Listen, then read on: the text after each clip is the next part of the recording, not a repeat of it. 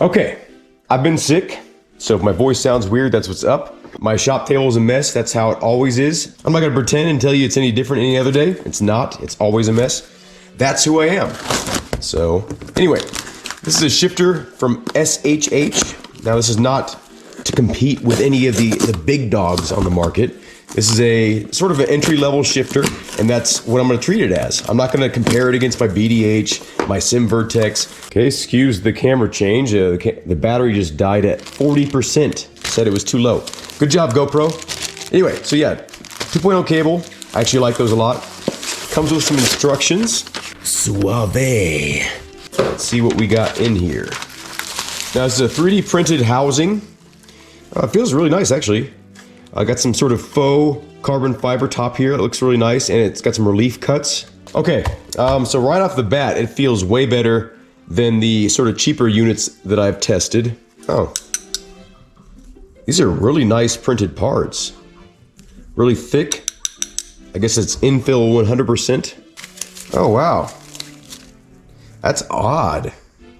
It's like a rubber coating over top of a 3D printed item here. The threads seem to be printed in. Okay. I mean, it's threading on. Okay. Wow, that actually feels really good. Okay.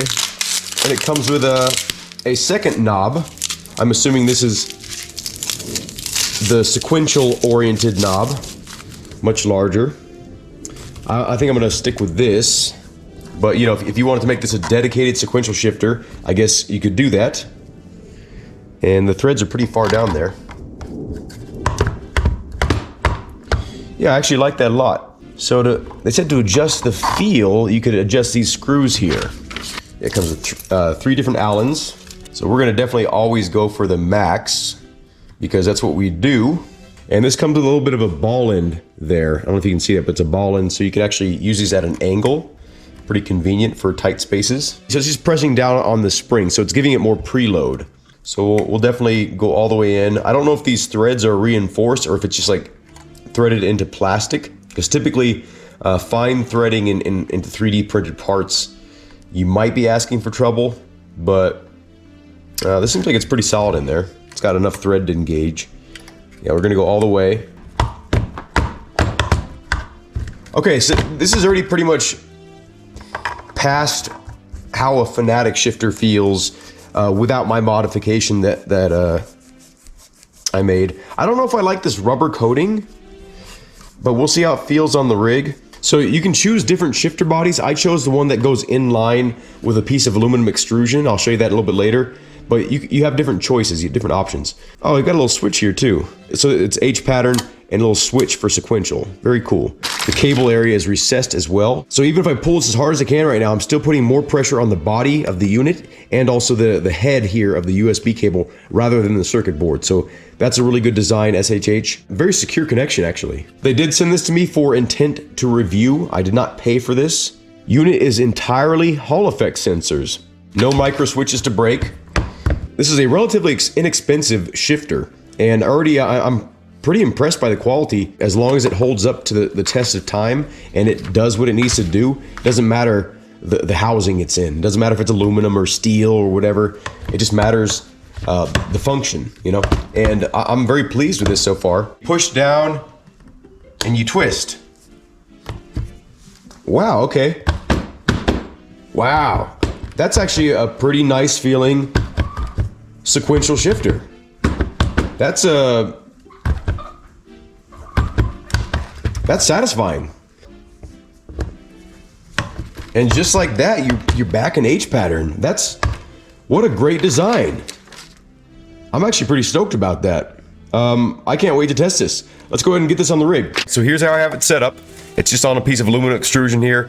This is not how I would set it up if it was a permanent part of my rig, but this is just for the review. So it should be fine. And also I would have this lower. Some things I don't like about it, now that it's mounted. So when you get to the end of where 5th and 6th would be, there's no physical stop. It just goes straight into where the reverse would be. So luckily when you're in 4th gear, going into 5th and then from 5th to 6th, You don't really feel this little gap here, but it's just like one of those things like where I feel like I'm going to accidentally go over here too far. Another thing I don't like is the side-to-side motion. I think could be stiffer. Going into gear feels pretty satisfying. It's sort of a rounded feel. It doesn't feel notchy. I prefer a notchy feeling shifter. I want to feel like I'm pushing past, you know, a bunch of glass marbles. But I kind of feel like this one's pushing past more like some rubber bouncing balls. Doesn't feel bad. It's just not to my preference. I like that sort of a snap to get into a gear. That's not even how it feels in my real car, but that's what I like to feel though. The actual H-pattern plate actually feels very robust. I don't feel like it's like flexing if I go too hard on it. I feel like I could go pretty hard on this shifter without any worry. I don't feel like it couldn't take abuse. Basically what I'm saying. I don't like this rubber coating on the shift knob here. Luckily, you know, I could just remove it.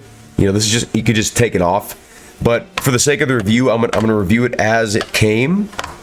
But I will say that if this was a long-term thing, I would probably take this rubber thing off. It does make it feel more premium. I give it that. But at the same time, I just don't like how it feels.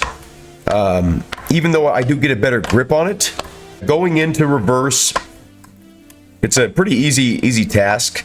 This one you have to push to the side and then pull down to get in reverse. So it's a little bit like a two-step process rather than this one. You just know you're already in that gate and then you just pull down. It's still a two-step process, but it's a little bit more intuitive. I will say, compared to this $103 shifter, I like the sound of this one better. But again, like if you're in an environment where you can't be loud, this is a way quieter experience here. But me personally, I like it loud and clacky, right? I like that's the satisfaction of the clack indoors, like when you're with family or with friends or something like that. Like if someone had to listen to you shifting in the background, this would be the best option. Now, getting into sequential mode here is probably one of the easiest things I've actually had the pleasure to do, right? Like you just push down and twist and you're in sequential mode. If you have it mounted like this, it doesn't let you go to the left here when it's in sequential mode, but it does still let you go all the way to the right. So you could probably get away with just using it like this with the H-pattern gate. Now, I'm gonna go ahead and say this on this video, but I think this is a better feeling sequential shifter than it is an H-pattern shifter. I think it's more geared towards H-pattern users because, you know, there's more sequential shifters on the market. So just being H-pattern at all is in this thing's favor. This is a better feeling sequential mode than the Fanatec by far, like 100%. Like the Fanatec one feels all wobbly and janky and shitty. Like it works, but this one feels good. This feels better than many dedicated sequential shifters. Just 4 bolts here to make this a dedicated sequential. But I think, like I said, I think we can get away with just using it in H-pattern mode. We're gonna test out both modes, and I don't think we'll feel the need to test out this plate because, as I said, like this is specifically for people that want to use this as a dedicated sequential shifter. And look how thick this plastic is. Like this is some high quality stuff. Like I'm gonna try to break this. If it breaks, then I'm gonna leave it in. But yeah, like this is some tough shit. You know, the edges are nicely beveled. The design is great. I don't see this being something that's gonna break anytime soon. The circuit board is well done from what I can see. Like I'm not like some circuit enthusiast, like, you know, looking at the soldering joints and stuff like that. I just know if it looks good or if it looks bad, and it looks good. Yeah, there's nothing to wear out in here. This is a Hall effect sensor, so there's no physical contact. There's just a bunch of magnets and sensors in this thing, so you don't have to worry about, you know, breaking a damn sensor or breaking a micro switch. It feels really good. You know, I'm very impressed. Very impressed. Let's go ahead and try it in game and see if we have any complaints. Yeah, but so far I'd like to have a little bit more resistance side to side, although it is perfectly usable. Like it's still a strong spring, you know, it's not a weak spring. I don't like the rubber coating, but again, you can just remove that. And I do wish the thread pattern was just a straight up standard thread pattern for like you know, road car stuff, because I would just like to see a thicker rod and then just an actual threaded rod personally in the future. I will say when I'm threading this on, it seems like the threads, since they're 3D printed, it seems like I could just keep on going if I wanted to, like, and I could strip these threads if I wanted to. But why would I do that? For one, maybe putting like a sort of a brass insert or something like that in the future, SHH, would be a better solution. But again, this is hitting a price point. This is not like one of those shifters like where it's just like every component is top of the line and you don't mind paying extra. This is hitting a price point and it's doing it well. So again, it's not really a complaint. It's more of just kind of like something to be aware of. Let's get into a game and we'll see how it performs when I'm under stress. This isn't what I would consider a forever piece of gear. This is not something that I would say, you know, confidently, okay, this is probably the last shifter you're ever gonna need. It's not gonna be that for you. What this is it's a great entry-level piece, and it's a great practical piece that you could just literally have as you know, maybe backup gear, or you know, something that kind of will hold you over until you can afford sort of more of a big dog shifter. Now in sequential mode, I can more confidently say like, okay, this is probably gonna do you well for some years. But yep. I can definitely feel what the shifter's doing. You know, it doesn't feel like ambiguous. It's not like I don't know what gear I'm in. Like I know what I'm doing here when I'm using it. Like it doesn't feel like it's just floating around in midair. Yeah, I will say that this rubber coating is very distracting to me. Like it feels like my hand just grabs it prematurely. It feels good. I'm very impressed with it. Okay, let's go ahead and switch to sequential mode here. You just push down, twist, and now we are in sequential mode. Yeah, I can definitely say like I like this shifter better as a sequential.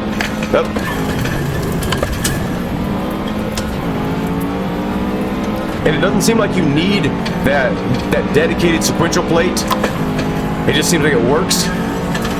Very quiet too. Like if you need a quiet recording environment, you know, I can see this being a really benefit to your setup.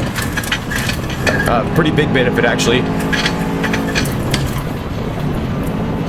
It's super quiet. I can't hear it at all in this mic really. I can just hear kind of like the clack of it just barely hitting the H pattern gates here, the little plate here. Definitely a satisfying sequential shifter, 100%. I'd roughly say it's twice as good as a sequential shifter as it is an H pattern shifter. I'd actually say it's pretty satisfying to use. Oh, we're about to crash. Oh, we're fine. Again, I still don't like the rubber coating for this mode either, even though this is kind of like more of a grab and go kind of a action. You know, it's less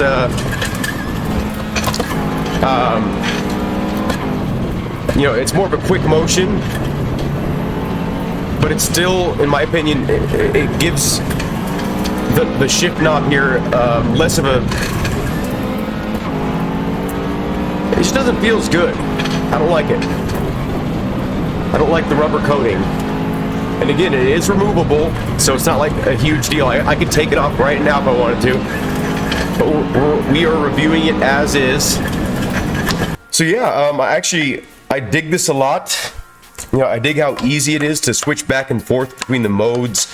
I dig the quality of the finish, the materials. Have a good day. Thank you all for watching, and I hope to see you in a future video.